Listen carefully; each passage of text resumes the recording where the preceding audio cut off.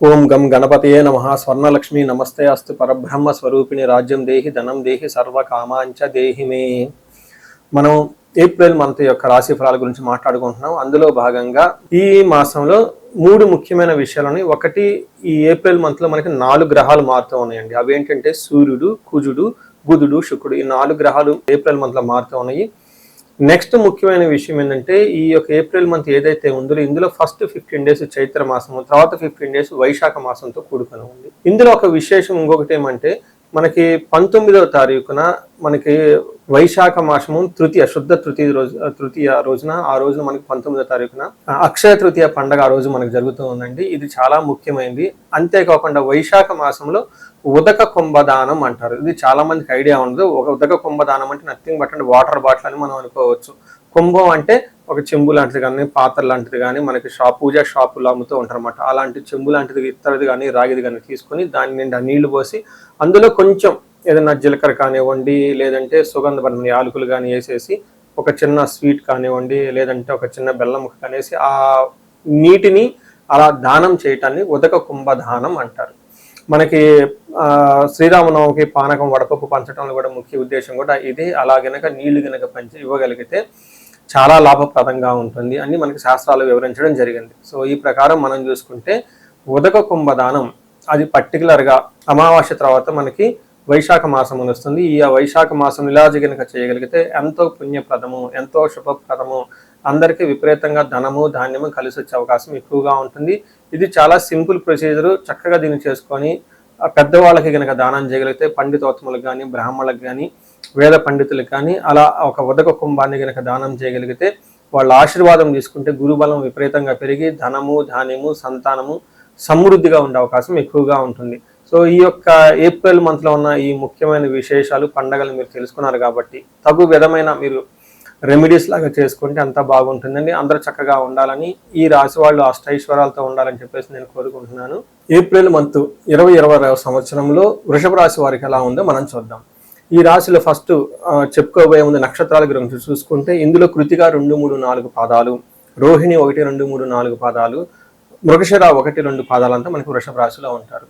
పేరు బలం బట్టి మనం చూసుకుంటే వీళ్ళకి ఈ, ఊ, ఏ, ఓ, వా, వి, వే, ఓ అన్న లెటర్స్ అంతా కూడా ఎవరిదైనా వాళ్ళ ఫస్ట్ లెటర్, వాళ్ళ నేమ్, వాళ్ళ పేరులో కనుక చెప్పబడిన అక్షరాలు ఉంటే వాళ్ళది కూడా వృషభ రాశి అవుతుందని గమనించాలి. ఇందులో మనకి 4 గ్రహాలు ఈ మాసంలో మారుతూ ఉండటంతో వీళ్ళకి ఎలా ఉంటుంది అంటే, మనకి మహర్షులు ఏం చెప్తారంటే, సూక్ష్మ గోచారం లఘు గోచారం అన్న ఒక కాన్సెప్ట్ ప్రకారం చూస్తే దీనిలో వీళ్ళకి విత్త లాభం అంటే ఫైనాన్షియల్గా చాలా బాగుంటుంది. కానీ ధనచ్ఛేదం, ధనం కూడా విపరీతంగా ఖర్చు అయ్యే అవకాశం ఉంటుంది.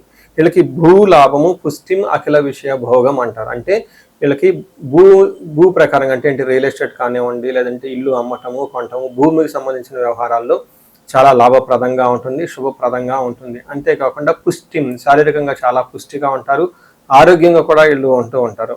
అంతేకాకుండా అఖిల విషయ భోగం, అన్ని విషయాల్లో చాలా లగ్జరీగా, హుందాగా, డిగ్నిఫైడ్గా ఉండే మంత్ అని మనం చెప్పుకోవాలి.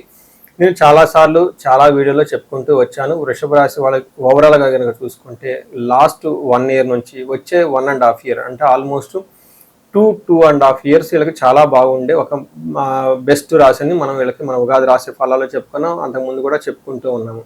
అదే విధంగా అందులోనే భాగంగా వీళ్ళకి ఈ మంత్ కూడాను చాలా బాగుంటుంది ఏప్రిల్ మంత్లో. అయితే ఒక విషయంలో చాలా కేర్ఫుల్గా ఉండాలి. అది జాబ్కి సంబంధించిన వ్యవహారాల్లో వీళ్ళు కొంచెం జాగ్రత్తగా ఉండటం ఎంతైనా ముఖ్యమని గమనించాలి. ఇందులో ఎందుకు అనేది మీరు అడిగితే, 12వ స్థానంలో సూర్యుడు ఉండటం వల్ల ఏమవుతుంది అంటే, ఫస్ట్ 10 రోజులు చాలా బాగుంటుంది, కానీ ఆ తర్వాత కొంచెం జాబ్స్లో ప్రాబ్లం వచ్చే అవకాశం ఎక్కువ ఉంటుంది. మనకి సూర్యుడు 12వ స్థానంలో కనుక ప్రవేశిస్తే మన మహర్షులు ఏం చెప్తారంటే, స్వస్థాన నాశనం చేయవ బంధురోగ ధనవేహ ప్రాణ పర్యంతం ఆపత్తిం అవమానం రవి వ్యయస్థానే అంటారు. అంటే 12వ స్థానంలో కనుక సూర్యుడు ఉండటం వల్ల ఏమవుతుంది, స్వస్థాన నాశనం చేయవా, ఏదన్నా మంచి జాబ్లో ఉన్నా, ఉన్నత పదవిలో ఉన్నా అందులో చాలా ప్రాబ్లమ్స్ వచ్చే అవకాశం ఎక్కువ ఉంటుంది. చాలామంది ఉద్యోగం కోల్పోయే అవకాశం కూడా ఎక్కువ ఉంటుందని గమనించాలి. పర్టికులర్గా మీ యొక్క ఇండివిజువల్గా రాశి చక్రంలో మీకు ఏ దశ నడుస్తుంది, ఏ అంతర్భుక్తి నడుస్తుంది, అవి గనక సరిగా గనక లేకపోతే ఈ టైంలో ఇంకా జాబులు కోల్పోయే అవకాశము, లేదా ఉన్న పదవిలో ఆటంకాలు వచ్చేసి ఆల్మోస్ట్ జాబు పోయేలాంటి పరిస్థితులు రావటం, బాస్తో విపరీతమైన ద్వేషాలను పడే అవకాశం ఎక్కువ ఉంటుంది. ఇది గమనించుకొని కొంచెం చాలా ప్లానుడ్గా ఉండటం ఎంతైనా ముఖ్యం. దీంతే కాకుండా ప్రాణ పర్యంతం ఆపత్తి, ప్రాణాలు పోయే అంతగా ప్రాబ్లమ్స్ రావచ్చు. అంతేకాకుండా విపరీతమైన అవమానం. చూడండి, బాగా సంపాదించే ఒక జాబ్ పోతే అది ఎలా ఉంటుంది, చాలా అవమానంగా ఉంటుంది, ప్రాణం పోయే అంత అలాంటి ఫీలింగ్ కూడా ఉంటుంది. ఎందుకంటే మనకు బ్రెడ్ అండ్ బటర్ జాబ్ నుంచి వస్తుంది కాబట్టి. మళ్ళీ ఈ టైంలో జాబ్ దొరుకుతుందా లేదని చాలా అన్సర్టనిటీగా బాధగా కూడా ఉండే అవకాశం ఎక్కువగా ఉంటుంది. సో ఇదంతా గమనించుకొని ఉద్యోగం విషయంలో కొంచెం జాగ్రత్తగా అలర్ట్గా ఉండటం, అలాంటి తగు పరిహారాలు చేసుకోవటం ఎంతైనా ముఖ్యం. కుజుడు వీళ్ళకి 11వ స్థానంలో ఉండటంతో ఇది ఒక మంచి పొజిషన్ కుజుడికి అని మనకి శాస్త్రంలో వివరించడం జరిగింది. 11వ స్థానంలో కుజుడు ఉంటే ఏమవుతుంది, ఆరోగ్యం, అర్ధలాభం, సంతోషం, వస్త్రలాభ, కృత్, యత్న కార్యానుకూలత్వం, ధైర్యం, ఏకాదశికే కుజ అంటారు. అంటే ఈ రాశి వాళ్ళకి కుజుడు 11వ స్థానంలో ఉండటంతో ఆరోగ్యంగా బాగుంటుంది, ధన సంపదలు బాగుంటాయి, సంతోషంగా ఉంటారు, షాపింగ్స్ అవన్నీ చేసి బట్టలుగా కొనే అవకాశం ఎక్కువగా ఉంటుంది. యత్న కార్యానుకూలత్వం, ఏదైనా కనుక మనం ప్రయత్నం చేస్తే అందులో ఆ కార్యం అనుకూలమయ్యి చక్కగా సక్సెస్ వచ్చే అవకాశం ఎక్కువ ఉంటుందని గమనించాలి. ఈ రాశి వాళ్ళు ఒక విషయంలో కొంచెం జాగ్రత్తగా ఉండాలి. మీరు బాగా కష్టపడి సంపాదించుకున్న ధనాన్ని కోల్పోయే అవకాశం ఎక్కువగా ఉంటుంది, కానీ ధన ప్రవాహం అయితే బాగుంటుంది. ఫైనల్గా శుక్రుడు మనం చూసుకుంటే ఈ రాశి వాళ్ళకి 1వ స్థానంలో శుక్రుడు ఉండటం వల్ల చాలా బాగుంటుంది అని మన శాస్త్రంలో వివరించడం జరిగింది. మన మహర్షులు గ్రంథాల్లో వివరించారు. దాని ప్రకారం వీళ్ళకి అర్ధలాభాచ అంటే ఏమని చెప్తారు, అర్ధలాభాచ స్థౌక్యం, పరస్త్రీ సంగమం తదా, యత్న కార్యానుకూలత్వం, జన్మకే భృగునందనే అని మనకి సంస్కృతంలో చెప్పారు. దీని మీనింగ్ ఏంటి, అర్ధలాభం, వీళ్ళకి ధన ప్రవాహం చాలా బాగుంటుంది, సౌఖ్యం, కంఫర్టబుల్గా ఉంటారు, పరస్త్రీ సంగమం అంటే వీళ్ళకి పరిచయం లేని వ్యక్తులు కానివ్వండి, లేడీస్ ఎవరితోనే కానీ మంచి ఒక ఏమంటారు వాళ్ళని కలిసే అవకాశం ఎక్కువగా ఉంటుంది, ఆహ్లాదకరంగా ఉండే అవకాశం ఎక్కువగా ఉంటుంది. ఇన్ కేసు స్త్రీలు అయితే వాళ్ళకి సంబంధించిన ఆఫీసులు కానీ బయట కానివ్వండి కొత్త వాళ్ళతో పరిచయాలు పెరిగి తద్వారా వాళ్ళు ఉన్నతంగా ఎదిగే అవకాశం ఎక్కువ ఉంటుంది. యత్న కార్యానుకూలత్వం, అనుకున్న పనుల్లో చక్కగా మంచి ఆ లాభం వచ్చేసి కార్యసిద్ధి వచ్చి అనుకున్న పనులని చక్కగా జరిగే అవకాశం ఉంటుంది. ఫైనల్గా ఈ రాశి వాళ్ళు శుక్రుని వల్ల స్త్రీలతో చక్కగా ఆహ్లాదకరంగా టైం గడుపుతూ వాళ్ళ ద్వారా ఏదైనా కనుక రావాల్సి ఉంటే కార్యసిద్ధి వచ్చే అవకాశం ఎక్కువ ఉందని గమనించాలి. అదేవిధంగా స్త్రీలు ఎవరైనా కానీ ఉంటే వాళ్ళకి సంబంధించిన పురుషులు లేదంటే తెలవని వాళ్ళతో ఎవరైనా వచ్చి పరిచయాలు అయ్యి వాళ్ళ ద్వారా వీళ్ళకి కావాల్సిన పనులు అవన్నీ అవకాశం ఎక్కువ ఉంటుందని గమనించాలి. సో చూశారు కదండి, ఒక్క సూర్యుడు ఉద్యోగంలో ఇబ్బంది పెడుతున్నారే తప్ప మిగతా అన్ని విధాలు చాలా బాగుందని గమనించి ఉద్యోగం విషయంలో జాగ్రత్తగా ఉండటం ఎంతైనా ముఖ్యం.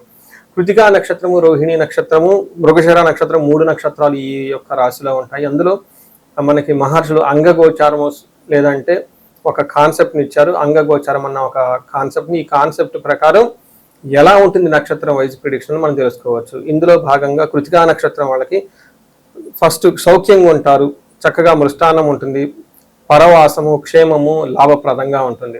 అది వీళ్ళకున్న ఛాలెంజెస్ ఏంటంటే మృత్యు భయము, కార్యనాశనము, అనుకున్న పనుల్లో సరైన విజయం సాధించక ఆ కార్యక్రమం పోస్ట్పోనే అవకాశం ఎక్కువగా ఉంటుంది.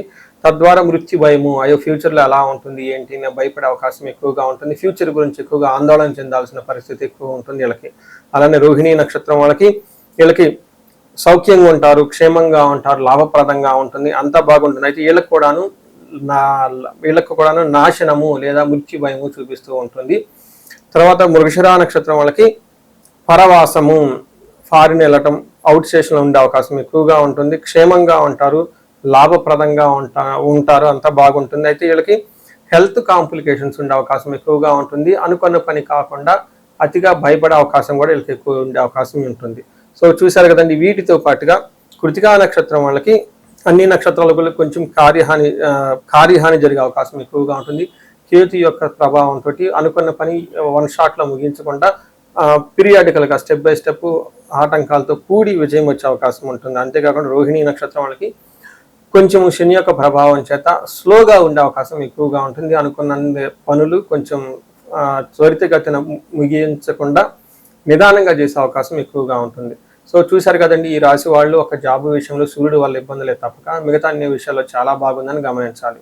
సో ఈ రాశి వాళ్ళకి నేను చాలా నా వీడియోలో చెప్తూ ఉంటాను, అన్ని విధాలుగా బాగున్న రాశులు ఈ రాశి ఒకటి. బట్ ఇన్ కేస్ స్టిల్ ఎవరికైనా కనుక ప్రాబ్లంగా కనుక ఉంటే ఒక్కసారి మీ యొక్క ఇండివిడ్యువల్గా జాతక చక్రం చూపించుకోవటం చాలా ఇంపార్టెంట్.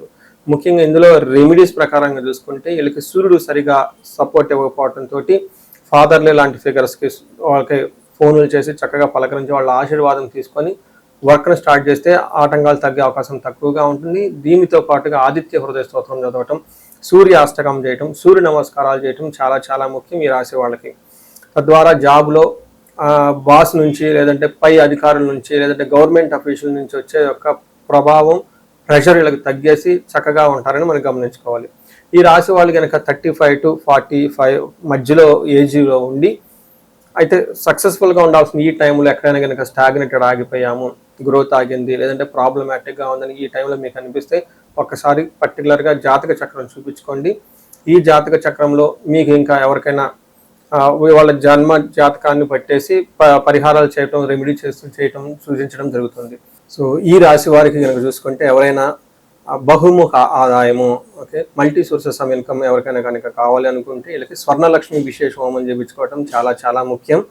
ఈ స్వర్ణలక్ష్మి విశేష హోమం ద్వారా మీకు ఇన్కమ్ అనేది ఎక్స్ట్రా వచ్చే అవకాశం ఎక్కువగా ఉంటుంది. దీనితో పాటు ఎవరికైనా జాబులో బాగా ఇబ్బందులు పడుతూ ఉంటే, కార్యజయం లేకుండా ఆటంకాలు కలుగుతూ ఉంటే మన్యు పాశుపత అభిషేకము చేయించుకుంటే వీళ్ళకి కార్యజయం వచ్చేసి జాబులో చాలా ఉన్నతంగా ముందుకు తీసుకెళ్లే అవకాశం ఎక్కువ ఉంటుంది. ఇంతేకాకుండా భార్యాభర్తలు ఎవరైనా కనుక ఇబ్బందుల్లో ఉంటే, వాళ్ళ మధ్య సరైన అవగాహన లేక ఒకరితో ఒకళ్ళు కనుక ప్రాబ్లమ్స్ ఉండి ఉంటే వీళ్ళ మధ్య అన్యోన్యత పెరగటానికి అన్యోన్య దాంపత్య పాశుపత అభిషేకము, వీటితో పాటు విశ్వావసు గంధర్వరాజ హోమం అని ఉంటుంది. ఇవి చేసుకుంటే భార్యాభర్తల మధ్య వాళ్ళ జాతకంలో ఎక్కడైనా కనుక ప్రాబ్లమ్స్ ఉంటే అవన్నీ తొలగిపోయి అన్యోన్యత పెరిగి చాలా చక్కగా కలిసి ఉండే అవకాశం ఉంటుంది. ఇంతేకాకుండా కొంతమందికి విపరీతమైన శత్రుబాధ ఉండటము, లేదంటే రాహు దశ నడవడం వల్ల వాళ్ళకి విపరీతమైన మానసిక టెన్షన్లు, వేదనలు ఉండే అవకాశం ఎక్కువగా ఉంటుంది. లేదా యక్షరాక్షస పీడలు అంటారు. ఇలాంటి వాటికి మీరు చక్కగా నవదుర్గా హోమము, చండీ హోమం కనుక చేయించుకోగలిగితే చాలా చక్కగా ఉంటుంది. మీకు ఎలాంటి సమస్య ఉన్నా, అది హెల్త్ కానివ్వండి, ఇంకొకటి కానీ, మీ ఏజ్ పర్టికులర్గా 35-40 సంవత్సరాల మధ్యలో ఉండి లైఫ్లో కెరీర్లో అప్పటిదాకా చాలా చక్కగా దూసుకొని వచ్చేసి ఈ ఏజ్లో మీకు అరౌండ్ 40 అటు 5 ప్లస్ ఆర్ మైనస్ 4-5 ఇయర్స్ ఉండి కెరీర్లో కనుక బ్రేక్ వచ్చినట్లయితే, ఆగిపోయారు, స్టాగ్నేటెడ్ అయ్యారు, గ్రోత్ లేదని మీకు కనుక అనిపించేస్తే ఒక్కసారి ఇండివిజువల్గా జాతకం చూపించుకోవడం చాలా చాలా ముఖ్యం. ఎందుకంటే ఈ టైంలో మీకు చాలా వరకు ఉన్న శాపాలు, లేదంటే గ్రహ యొక్క దోషాలు అడ్డం పడి మీ గ్రోత్ని ఎదగకుండా ఆపేసే అవకాశం ఎక్కువగా ఉంటుంది. సో ఎలాంటి సమస్య ఉన్నా ఒకసారి ఈ ఏజ్ వాళ్ళు ఖచ్చితంగా జాతకం చూపించుకొని తగు పరిష్కారాలు, తర్వాత పరిహారాలు చేసుకుంటే లైఫ్ ముందుకెళ్ళే అవకాశం ఎక్కువగా ఉంటుంది. ఈ రాశి వాళ్ళకి అష్టైశ్వర్యాలు కలగాలని, భోగభాగ్యాలు కలగాలని చెప్పేసి నేను కోరుకుంటున్నాను. నమస్తే.